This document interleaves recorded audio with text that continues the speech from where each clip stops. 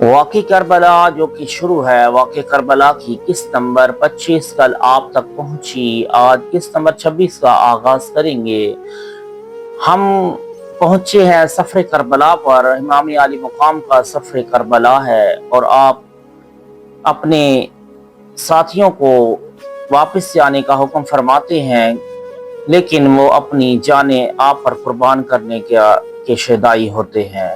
آپ کے احباب ان باتوں سے گریہ کنا ہو گئے، اور سیدنا امام حسین علیہ السلام بھی رونے لگے اور ان کے لیے دعائے خیر فرمائی۔ ابن زیاد کا جاسوس اور حر کی روانگی۔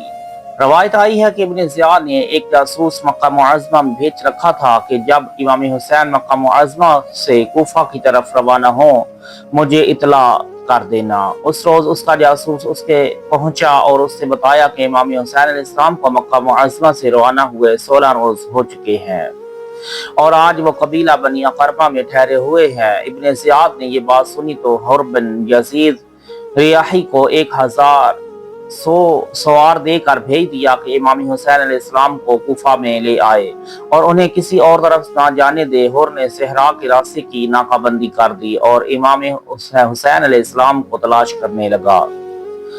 امام حسین علیہ السلام اس قبیلہ سے نکل کر کوفہ کی طرف جانے لگے تو سامنے سے بنی اقرمہ کا ایک شخص آپ کی خدمت میں حاضر ہوا۔ آپ نے اس سے کوفے کا حال پوچھا۔ اس نے بتایا کہ ابن زیاد نے آپ کی تلاش میں ایک لشکر بھیجا ہے جو صحرا میں چکراتا پھرتا ہے، اور قادسیہ سے عزیب تک تمام صحرا میں فوج بکھری ہوئی ہے اور آپ کا انتظار کیا جا رہا ہے۔ مصلحت یہ ہے کہ آپ واپس تشریف لے جائیں۔ خدا کی قسم اگر آپ آگے بڑھے تو آپ نیزوں اور تلواروں کی طرف پیش قدمی کریں گے۔ آپ یقین جان لیں کہ کوفیوں کے اعمال و اقوال پر اعتماد نہیں کیا جا سکتا، بلکہ ان میں سے اکثر لوگوں نے آپ کے چچا زاد کے ہاتھ پر آپ کی بیعت کر لی تھی، اور اب اس جنگ میں آپ کے ساتھیوں نے شام کے لشکر سے اتفاق کر لیا ہے۔ امام حسین علیہ السلام نے فرمایا اللہ تعالیٰ تجھے جزائے خیر عطا فرمائے، تو نے نصیحت کی شرط پوری کر دی۔ حر کے لشکر سے ملاقات۔ بعد ازاں آپ اسے چھوڑ کر آگے بڑھ گئے، یہاں تک کہ منزل سراد پر پہنچ کر وہاں پر شب بسری فرمائی اور وہاں سے الصبح آغاز سفر کر دیا۔ جب دوپہر ہو گئی اور آفتاب نصف النہار پر آ گیا تو آپ نے اس صحرا میں حر کے لشکر کو دیکھا جو اپنے گھوڑوں کے سائے میں بیٹھا ہوا تھا۔ جب اس لشکر نے امام حسین علیہ السلام کے ساتھیوں کے ہیولے دیکھے تو گھوڑوں پر سوار ہو کر آپ کے راستے میں صف بستہ ہو گیا۔ امام حسین علیہ السلام نے ایک شخص کو بھیجا کہ اس لشکر کے سردار کے بارے میں معلوم کرے۔ حر بن یزید نے سامنے آ کر اپنا نام و نسب بیان کیا تو امام حسین علیہ السلام نے فرمایا اے حر کیا تو ہمارے لیے آیا ہے یا ہمارے ساتھ جنگ کرنے کے لیے آیا ہے؟ حر نے کہا آپ سے جنگ کرنے کے لیے آیا ہوں۔ امام حسین علیہ السلام نے فرمایا لا حول ولا قوت الا باللہ العلی العظیم۔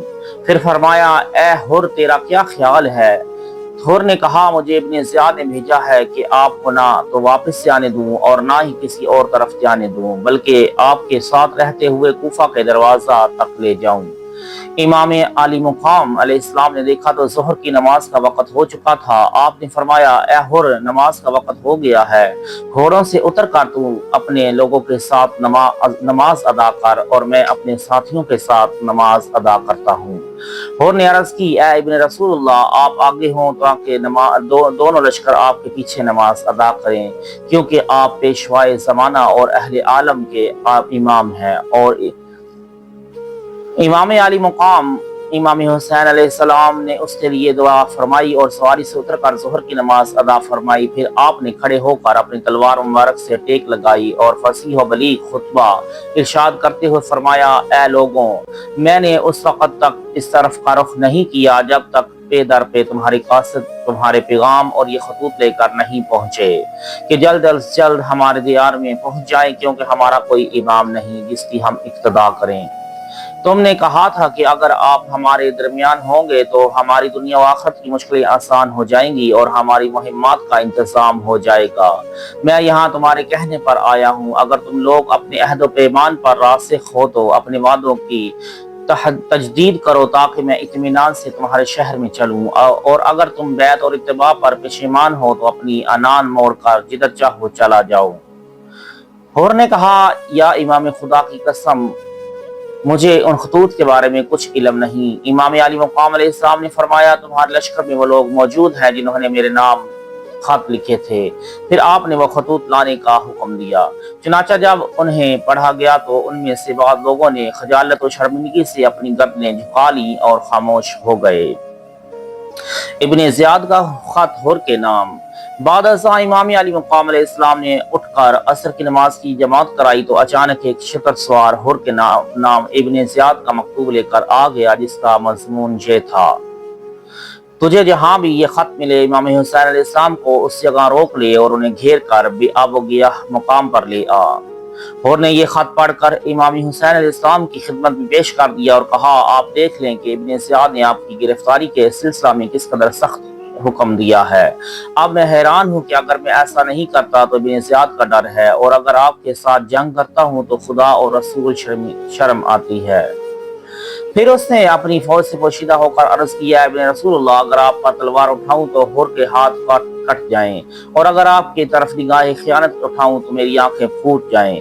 میں جب اس راستے پر آ رہا تھا تو کوئی پتھر اور مٹی کا ڈھیلا ایسا نہ تھا جس سے یہ آواز میرے کان میں نہ آئی ہو کہ اے حر تجھے جنت کی بشارت ہو، اور میں اپنے آپ سے کہتا تھا تجھ پر افسوس ہے کہ تو رسول اللہ صلی اللہ علیہ وآلہ وسلم کے بیٹے سے جنگ کرنے کے لیے جا رہا ہے، تو یہ بشارت کیسی ہے؟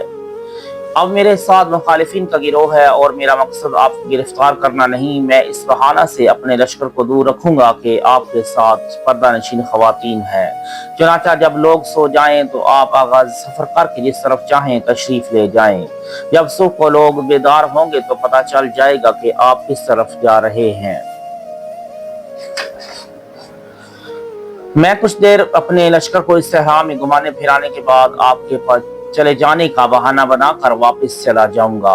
امام علی مقام سیدنا امام حسین علیہ السلام سے دعا دے کر سوار ہو گئے اور دونوں لشکر چلنے لگے۔ جب دوپہر رات گزر گئی تو دونوں لشکر اپنے اپنے پڑاؤ پر اتر آئے۔ پھر جب حر کے سپاہی سو گئے تو امام حسین علیہ السلام نے اپنے ساتھیوں کو لے کر سفر شروع کر دیا۔ چونکہ رات تاریکی میں ڈوبی ہوئی تھی اس لیے یہ معلوم نہ ہو سکا کہ وہ کدھر جا رہے ہیں، یہاں تک کہ صبح طلوع ہو گئی اور جہاں میں روشنی پھیل گئی۔ امام علی مقام حق کا گھوڑا ایک ہولناک زمین پر جا کر سیخ پا ہو گیا اور باوجود آپ کے تازیانہ لانے کے ایک قدم بھی آگے نہ بڑھا۔ امام علی مقام علیہ السلام نے پوچھا کوئی شخص جانتا ہے کہ یہ کون سی جگہ ہے؟ ایک شخص نے کہا اس مقام کو ارض ماریہ کہتے ہیں۔ امام علی مقام نے فرمایا ہو سکتا ہے اس کا کوئی اور نام بھی ہو۔ لوگوں نے کہا ہاں اسے مقام کربلا بھی کہتے ہیں۔ آپ نے فرمایا اللہ اکبر، یہ زمین کرب و بلا والی وہ جگہ ہے جہاں ہمارا خون بہے گا، اور یہ آل آبا کے لوگوں کے مزارات کا احاطہ ہے۔ شہزادہ حسین علی اکبر علیہ السلام نے آپ کی خدمت میں حاضر ہو کر عرض کی ابا جان یہ کیسی فال ہے جو آپ نے نکالی ہے اور کیسی گفتگو ہے جو آپ نے فرمائی ہے۔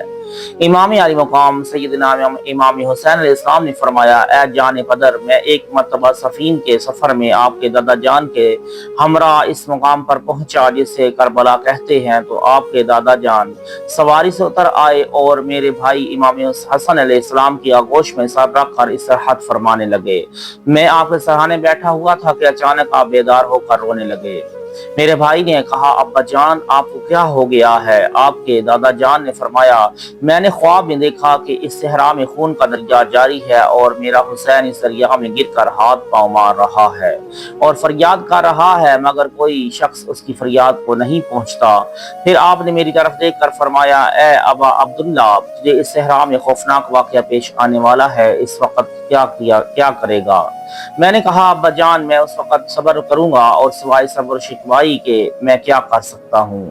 امیر علیہ السلام نے فرمایا ایسا ہی کرنا، اس لیے کہ صبر کرنے والوں کا اجر شمار میں نہیں آ سکتا۔ انما یوفی الصابرون اجرہم بغیر حساب۔ بعد ازاں امام علی مقام نے فرمایا اونٹوں کو بٹھا کر ان پر سے سامان اتار دو اور خیمے نصب کر دو۔ امام علی مقام سیدنا امام حسین علیہ السلام اسی جگہ پر گھوڑے سے اتر آئے جب آپ قدم مبارک کربلا کی مٹی پر لگے تھے تو خاک کربلا کا رنگ زرد ہو گیا۔